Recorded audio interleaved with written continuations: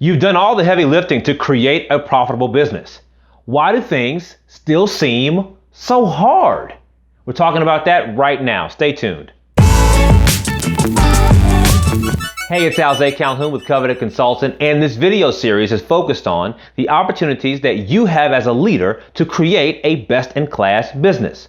The rub is you can't create a best-in-class business for you or for those you serve if you are firefighting low-level tasks every day.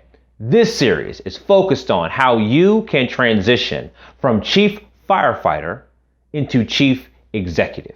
So let's get right into it. How is it that you're able to build a profitable business? Things seem to be going well on the outside, but on the inside, you know that it's an absolute mess. Pandemonium, overwhelm, inundation. What's happened?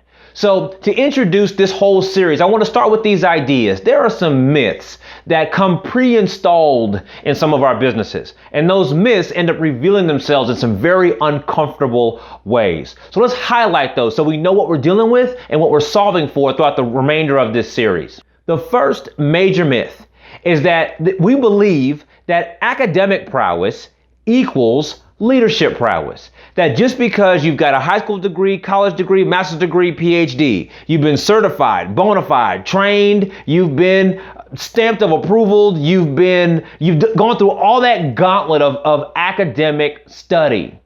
And the assumption is that once you've been trained up to your teeth, that your business will then thrive and grow because you know and you've been prepared so much.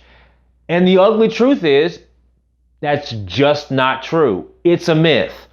Where school teaches you how to study and repeat, leadership requires you to understand and apply. And that becomes the core difference of why what you've learned doesn't just immediately transport itself over to how you execute.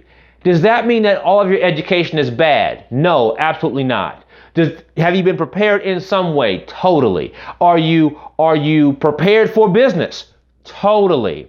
But it's true that there are some things that you're dealing with right now that you did not know were coming. And that's what we're talking about. There are some things that school just can't quite prepare you for. The truth is that as a leader, you've got a much different job description, and you have to embrace this brand new job description that only business can show you. So why is it frustrating? Because you built your business on a myth. You thought that the training was going to be all inclusive, and it simply wasn't. Here's myth number 2, is this ugly assumption that more money will solve the problem. So if you just get more customers, if you just get more clients, if you just grow, this focus on growth will solve these business problems. Again, not true. Because what do we know? We know that when you get more money, that means you're now serving more clients. And if you're serving more clients, that means you've got more moving parts. And if you have more moving parts, that means that you are dealing with more details. More money means more problems. So your job as the leader isn't just to grow with reckless abandon. You've got to give your business a sense of scope, a sense of environment, a sense of context, a sense of leadership, so that everyone knows what's happening next and what growth goal we're growing towards.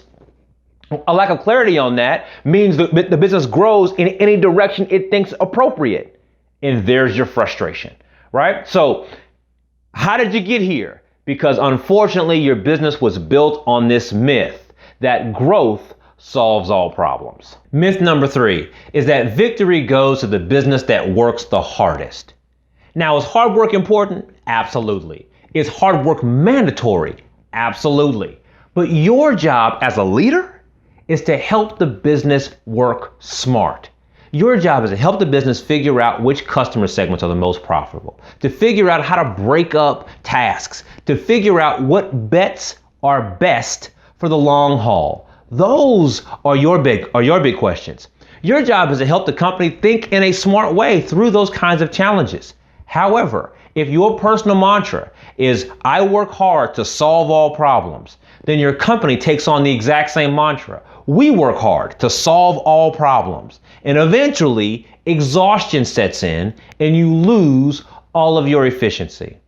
So if you're sitting at your desk and you're banging your head against the desk trying to figure out how did we end up with so many of these issues? Why am I in the center and firefighting all these issues? Because somewhere along the way, you decided to work hard instead of working smart. So look, you and I both know that there are plenty of myths that exist around business and plenty of myths around a leader's job to grow a healthy business. But the first step is just admitting where you are. So let's use the comment box for that. Just type in the myth that is a stumbling block for you, and we'll use it as a place to begin some conversation. Now, if you're already on the blog, you can scroll down a bit and you can get access to a resource guide that I've created that I believe gives the best context for the kinds of decisions that you're going to have to make as a business leader going forward. I am excited about this video series and the kinds of conversation it's going to create for us. So I look forward to seeing you all the way through this series. But now, just scroll down to the bottom, type in that myth, download your resource, and I look forward to seeing you in the next video.